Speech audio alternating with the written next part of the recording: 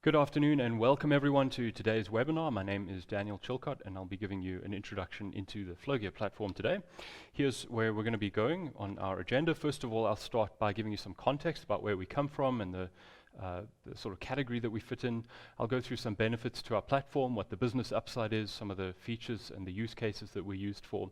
Then I'll go into a demo where I'll show you how we use the console to build out integrations visually, and then I'll wrap up by talking about our partner program. If you have questions at any point, feel free to jump in over the chat. Let me just make sure that I've got that, and the Q&A actually is a better way to do that. Make sure that you send those questions through via Q&A in Zoom, and I'll be happy to respond to those as I progress. Otherwise, we'll have some opportunity at the end of the discussion as well. All right, so with that, let's jump in. I think to provide some context around where we come from, if you think back 20 years ago, thereabouts, we used to use a very small number of systems in our organizations, and most of them were directly within our control. So I'm thinking of the ERP. It was this monolithic application, and we'd patch on modules to get everything done that we needed. But the point is that because it was on-premise, we had direct control of the data that it held. So we could forklift things around, we could move things around with database scripts and so on. And what's happened with the advent of cloud is every business, even smaller businesses, are using far more cloud services. So there's a greater diversification of those services. They tend to be much more discrete in terms of the roles that they fulfill, and so therefore there are more of them. And because they are cloud, there's no easy way to be able to integrate into those data sources. We need to use the APIs. Now, there's nothing wrong with that. It's just that that is the infrastructure that we have to use to communicate with them. And so you need a much more structured approach to integration. And that's really what Flowgear sets out to fulfill, is a single platform that allows you to integrate between all of your apps and services, regardless of the type of service or the mode that it uses, an API or database or file system.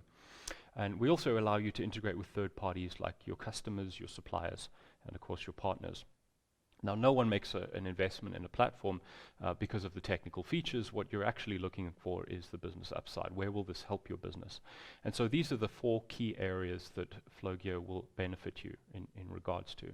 First of all, if you don't have an integration strategy today, then what's going to happen by default in your business is you're going to be making use of swivel chair integration, which is to say that individual people in your company are going to be manually recapturing data. And anytime information needs to move from one product to another, that's precisely how that's going to be done.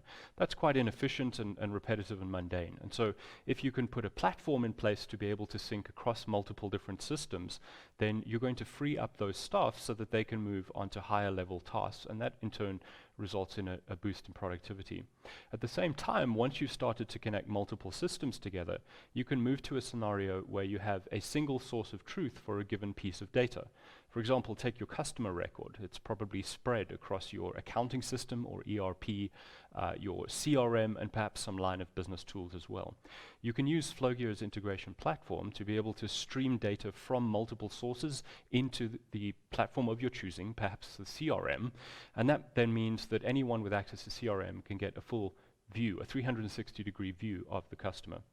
And then finally, integration can actually be a competitive advantage as well, because Flowgear allows you not just to publish custom APIs or enterprise APIs that represent your organization to your customers and suppliers, but you can actually help your customers and suppliers with the last mile integration. So in other words, you can go beyond just publishing an API and actually have a visually designed integration that takes data from your API and pulls it into your customer and suppliers' end systems. Now, one of the tricky things with our platform, because it's integration, when everything is behaving as it should be, there is nothing to see. Data just shows up where it should be in the right place. And so we like to look at a few different scenarios that our platform is typically applied to, and I'll just speak to a couple of these very briefly. First of all, if you're considering building a mobile application, the mobile app developer's focus is going to be on the user experience. Perhaps it's a B2B or a B2C product. Where they will typically not have a lot of strength is understanding how to integrate into your systems. And so what Flowgear allows you to do is provide a layer that can be a way for you to publish an API out of your organization. That API can consume multiple internal sources like ERP and CRM data and provide simplified data sets available for the mobile application. So the mobile devs get to focus on building a great user experience without having to figure out how to integrate on-premise resources. One more scenario I'll pick quickly. If you are a multinational or just a multi-branch organization, perhaps you have multiple accounting system deployments, and you need to be able to roll up that data to a group level or a head office level. Flowgear can be used to autonomously extract that information on the schedule of your choosing and then reconcile disparate ledgers and income statements and so forth together.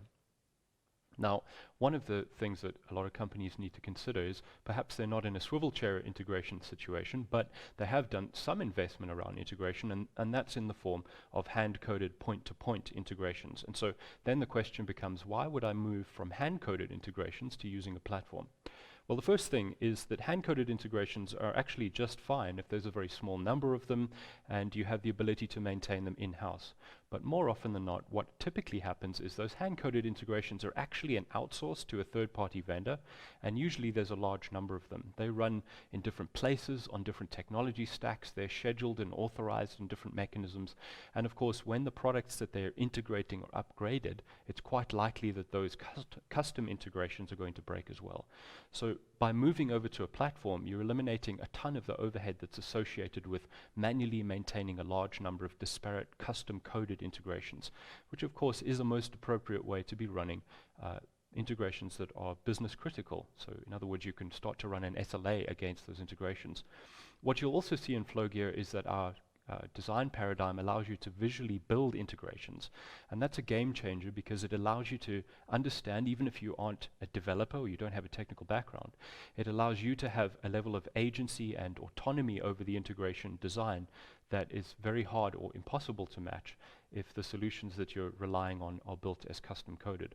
And finally, the fact that you're using a platform means that there are pre-built connectors, and a lot of the ancillary concerns around the data are taken care of.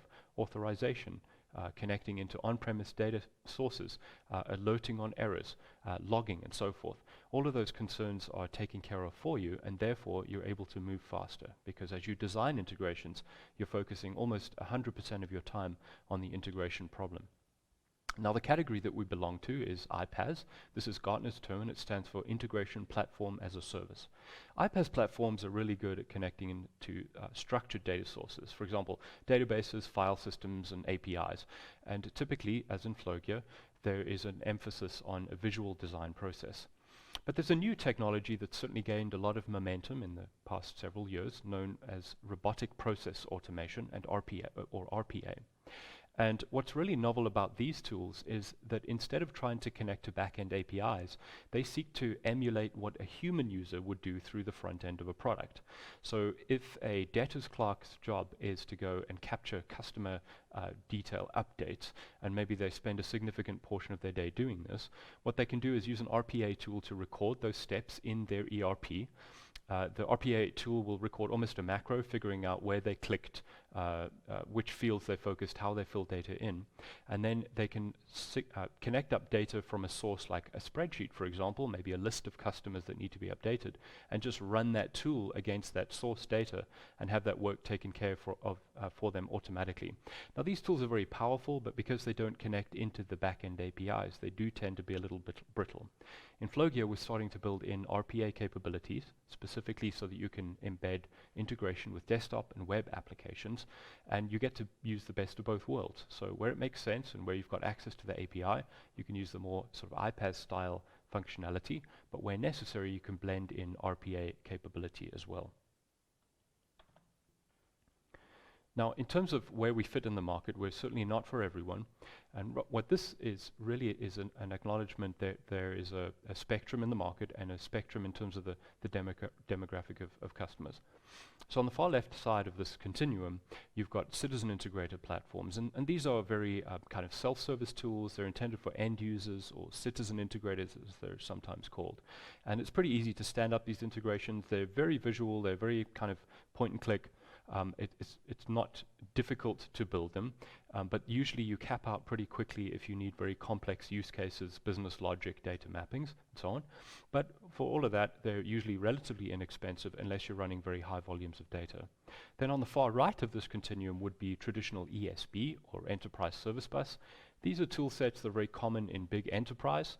They're usually very costly, They usually run on-premise and so require infrastructure to be deployed, and obviously that needs to be deployed in a way that's highly available, so a team needs to be able to manage uptime around that.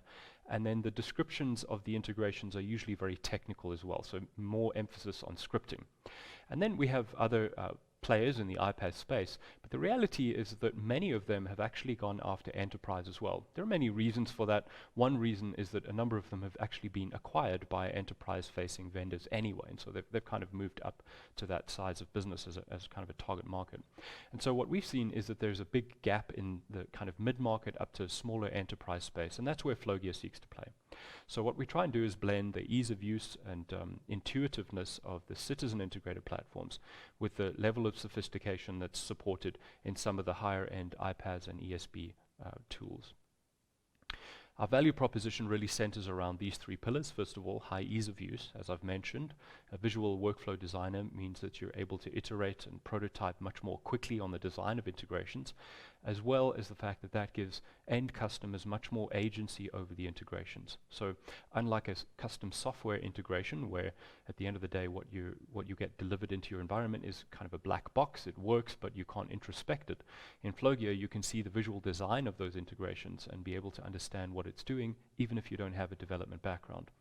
At the same time, we support some very complex use cases, so complex business logic and data mappings, and the ability to connect seamlessly into on-premise systems so that you can blend on-premise and cloud-style integrations.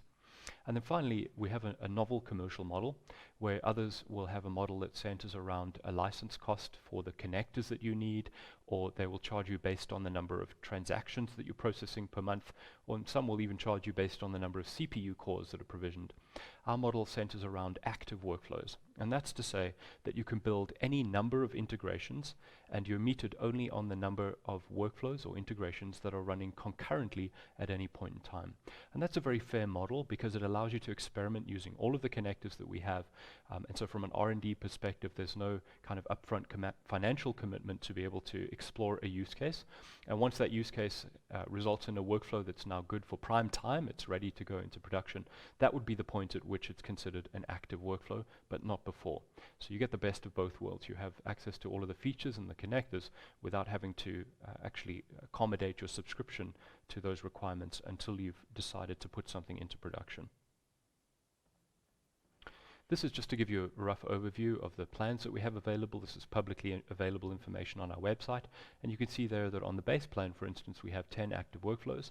So even on that plan, you might build 100 workflows, and you can control as a client which of the 100 are active at any point in time, and you'll be able to run up to 10 concurrently even on the base plan. Now, a lot of the value of our platform is obviously around the connectors that we have pre-built. There are about 200 today.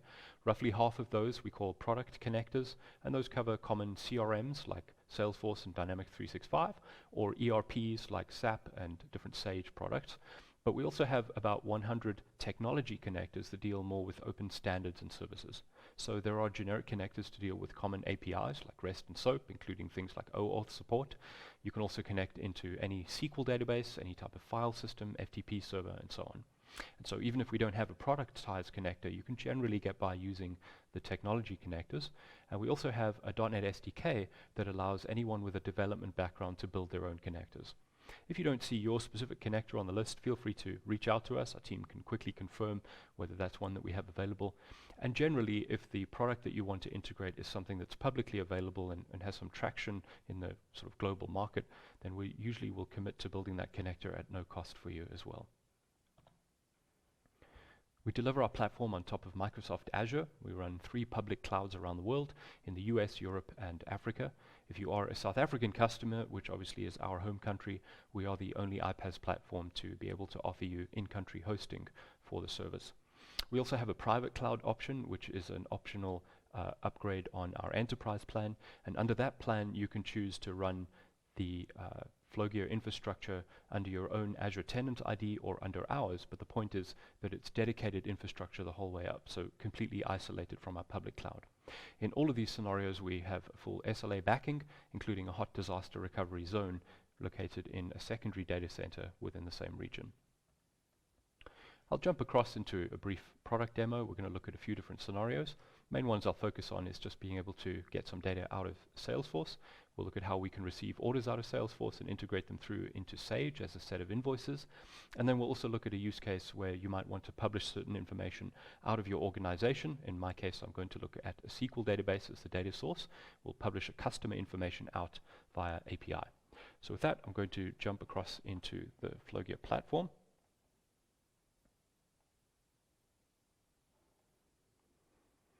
And I'll start by creating just a very simple demo workflow. And this is the design canvas here where I can go and add some elements. So I'll begin by creating just a simple workflow that will pull some information out of a Microsoft SQL database. And to do that, I'll click on the plus button over here. And then I'm presented with a list of the available connectors. And I'll choose Microsoft SQL Query. Having done that, I can go and choose a connection to a database. And I have one that's running on my machine, which I will be integrating into. And then I'll provide some query text to be able to execute a query against that table. So I'm interested in querying a table on my local machine called contacts. And then I can connect an execution flow over here, which is showing Flowgear how it should execute these steps in sequence. So I'll hit the play button at the top of the screen, and we can see that an activity log pops out at the bottom showing me the steps that have executed. Now notice on the design we have some different properties, connection, query, and so on as I read downwards on the design. And if I look at the activity log, having focused the SQL query row, it's showing me that data rotated 90 degrees. So over here you can see the connection, the query, and so on. And if I drill across, look across to the result XML, you can see over here is the data that came back from servicing that query. This is a table presentation of that data, and what's actually underlying that in my case is an XML document. And of course in Flowgear we're going to be working with JSON and XML, and those are very interchangeable formats internally in our platform. So that's an example of my data source, and I'll just show you quickly how easy it would be to now take that data and sync it through to a set of new contacts inside Salesforce. So I'm going to add another step to the workflow design. I'm going to filter for the Salesforce connector. And then under connection, I'm going to choose the Salesforce demo. And then I'll go into choose sample. And what this will do is now allow me to see a list of all of the objects that are inside my Salesforce company, and I can filter for a specific action against one of those objects. So there are about 3,000 samples that have been generated, but I'm interested in the create contact sample. So I'll go and choose that. And what this will do is load up a payload for me, showing me what a contact record looks like in Salesforce. So we're now at a point where we've got data in my SQL database coming out, showing me the contact record there, and I can see the structure that is required into Salesforce. If I drill into that, these are the fields that are defined over there. So on the left-hand side is an XML stub of that document, and then on the right-hand side is a tree view showing me the schema for that document. And now all that remains to get a functional workflow in place is to map across them. And I'll do that using a component called QuickMap, which is our visual data mapper. So I'm going to go and add that to the design canvas. I'll plug from the result XML into the source property. This enables QuickMap to see what my source data looks like. And then I'll plug from result into request. That enables it to see what my target data looks like. So we can see here how the data is going to move from this stage. So it'll execute the SQL query. The result from there gets plugged into the source. It runs the map. The result from there gets plugged into the request. So output on one stage typically becomes the input on the next stage. Now that I've connected it up that way, I can drill into the data mapping. And this has loaded up a schema for me. So there's my source schema that was inferred from running that query on my SQL database on the left. And in the middle is the target that I want to be able to connect to. And I can start to just create a couple of different mappings across the two over here. I'm just going to do something really basic. And you can see on the right-hand side, it's giving me a real-time preview of how that data is being modified. I'll just do one other field over here. So we'll look at the email field. I'll filter for that, create a mapping on it, and I'll get a real-time preview on that. So you can use this technique to visually create hierarchical field mappings, but you can also manipulate the data in place over here using any of the sort of 100 or so functions that we've built in. And the key thing with these functions is that they are almost identical to Microsoft Excel. So if you're familiar with how to do some changes or run a function inside a Microsoft Excel cell, then you can use QuickMap. For example, if I wanted to be able to uppercase the last name, there's a field, there's a function rather called upper, just like we'd have in Excel, and I can tab to complete that, and I can say I want to run an upper against the last name field, tab to complete that, close out the brackets, and again it'll give me a real-time preview where we can see that it's immediately updated that. So that's an example of what QuickMap will do for us. It supports different types of string manipulation, math operations, date and time, I can use this key icon here would allow me to aggregate data, so I could collapse data based on a common field and then run aggregator functions against other fields, for example, a min, a max, an average, a sum, and so on. Or I could filter data using this filter option over here, so that I could selectively include or exclude data based on certain conditions. And then finally, if I wanted to translate or map data from one item to another, for example, if I was integrating orders from an e-commerce platform into an ERP, perhaps the stock codes in my e-commerce platform are different to those in my ERP. So I can use a function very much like an Excel VLOOKUP, and in fact we call the function lookup, that will look up a value, translate it according to a table, and give the resultant value. So all of those mappings can happen in place, and all of them are described visually. So we've now got a simple but functional workflow, and the last thing for me to do is to connect these execution flows along the top of the screen, and I will hit the play button, and then we can watch the steps taking place at the bottom of the screen.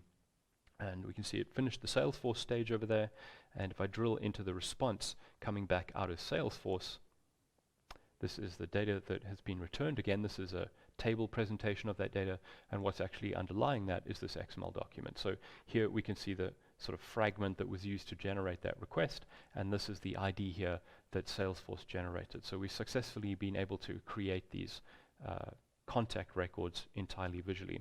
So that's just by way of just a quick introduction. Now let's look at something a little bit more substantive. So if I go back to the workflows list, I have a couple of workflows that I've pre-built out over here. So we're going to look at one that takes some order information out of Salesforce and syncs that through into Sage. Over here you can see the workflow. First of all, we query Salesforce to get a list of all orders in a certain status. Then we get a list of the lines for those orders, and then we merge those two into a hierarchical document. So we've got header information and then the detail lines tucked beneath the header information.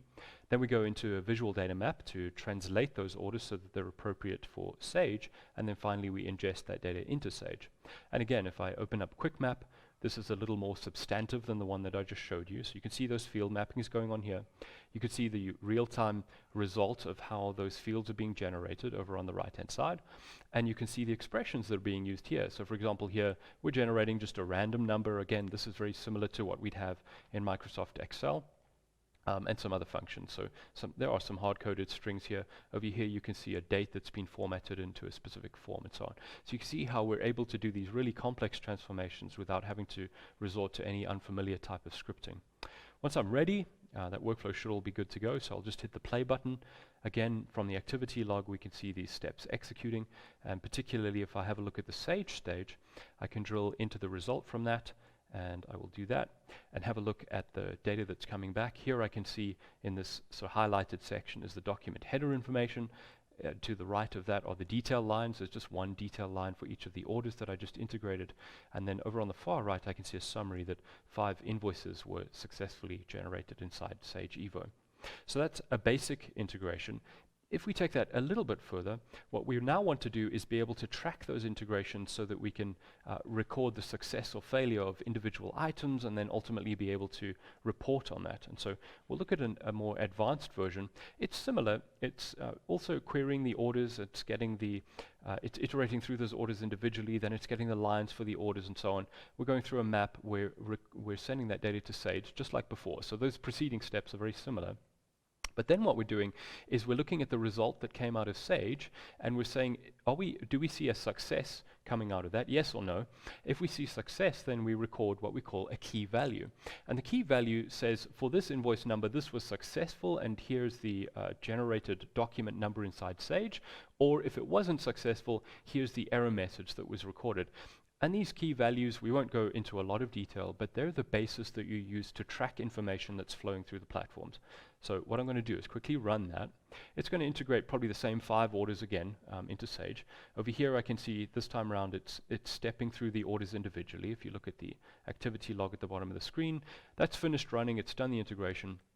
And then what we have over here is just a little fragment that allows us to query that data. So what I showed you just now is how we set these key values to say, this invoice is this ID, this invoice failed with this error message, and that information is recorded internally on our platform. And then we can use this element over here called get key values to be able to query that information out.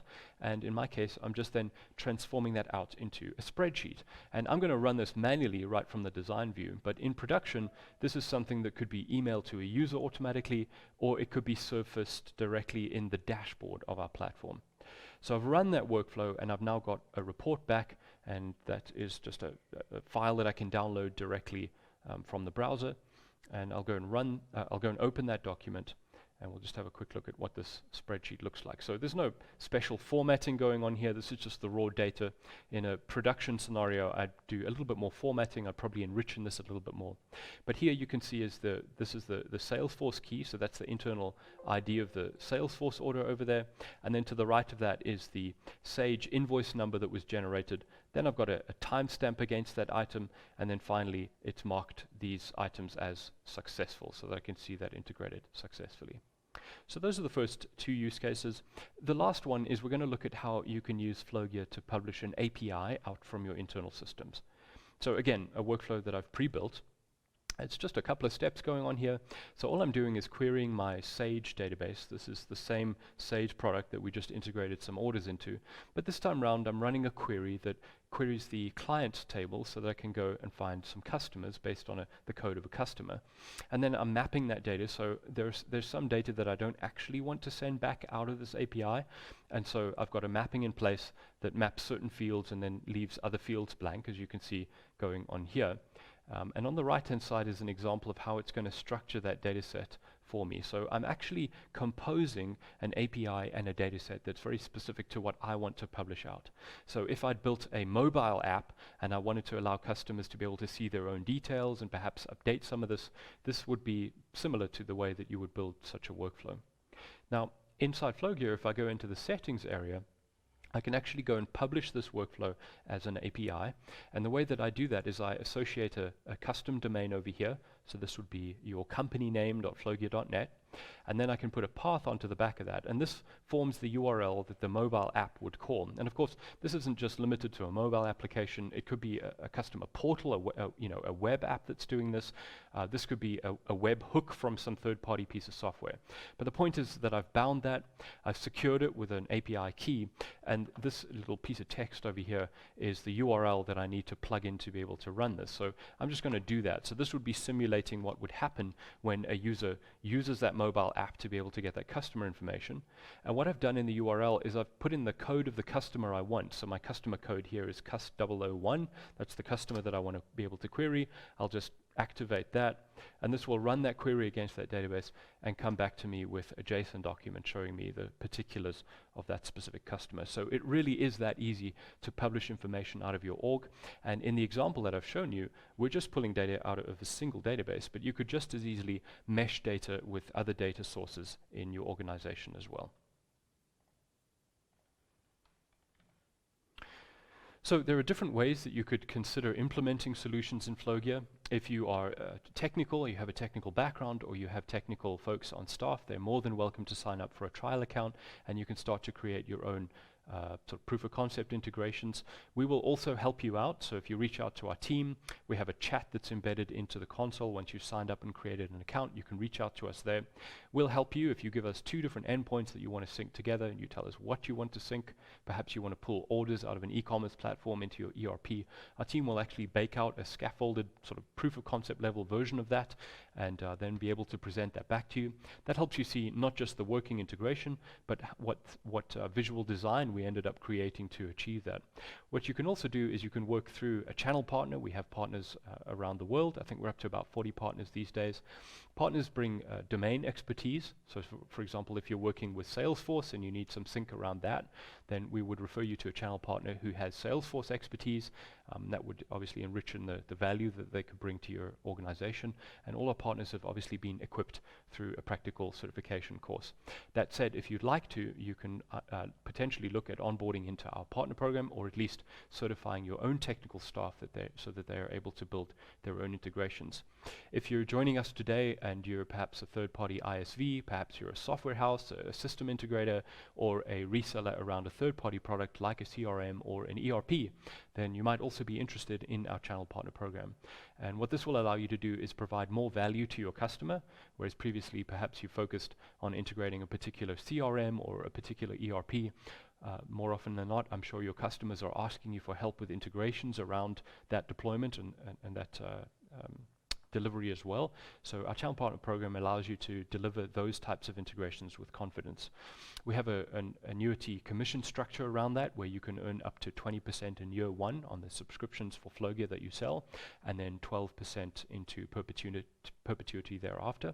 And additionally, obviously, you will bill your client for the number of hours that you're spending on the implementation. One of the biggest value adds really here to yourselves as a vendor to your client is that you're able to start working with multiple systems for your company. So for example, if you historically focused on a particular CRM, if your customer chose to switch that CRM out for a competing product, then effectively you lose the client. But if you've provided integration across 2, 3, 4, 5 different endpoints, even if your customer switches out any one of those products for another product, that actually doesn't affect you. And so you're able to retain that customer much more easily. That's it for me. Have a look at these options for next steps. You're most welcome to reach out to us directly using one of these contact numbers. If you'd like to schedule a one-on-one call, feel free to use our contact form to reach us through that mechanism. If you do have technical staff on board, or you'd just like to see a proof of concept, go ahead and create a trial account. Reach out to us over the chat, and our team will set up a call with you there to discuss your requirements. And feel free to reach out to us as well if you're interested in our channel partner program. So thank you for your time, and I look forward to speaking to you soon. Cheers.